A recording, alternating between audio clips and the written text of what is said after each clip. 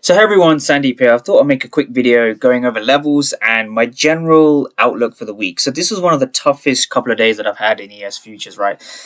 Lucky not to lose that much, but I'm going to be going over exactly how I go through levels and how I find things, right? So before we go to the ES Futures, I'm just going to go to a naked chart. I'm going to break things down. So I've done a couple of student calls, so I'm going to just start from scratch.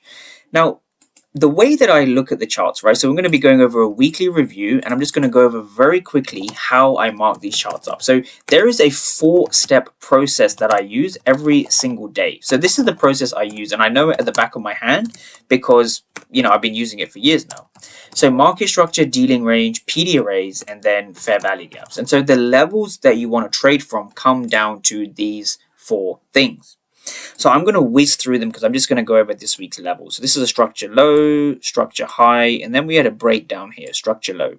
So I've seen a couple of, my students as well getting the structure wrong, right? Not wrong, but they're just kind of missing out where the highs and lows need to be. So this is a high, this is a low. This is the high that breaks this low down here, right? And then this is the high that then breaks this low down here. So we basically want to draw the arrows like this. So this is a break and this is a break. And so now what we see over here is we see dealing range high, dealing range low. And also, just out of curiosity, this is a low too. Now, this is not a high.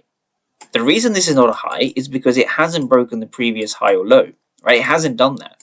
So the way you want to look at this is you want to look at this carefully, and you want to say, okay, how do I find key levels? And this is where I'm going to go back to my original charts for that.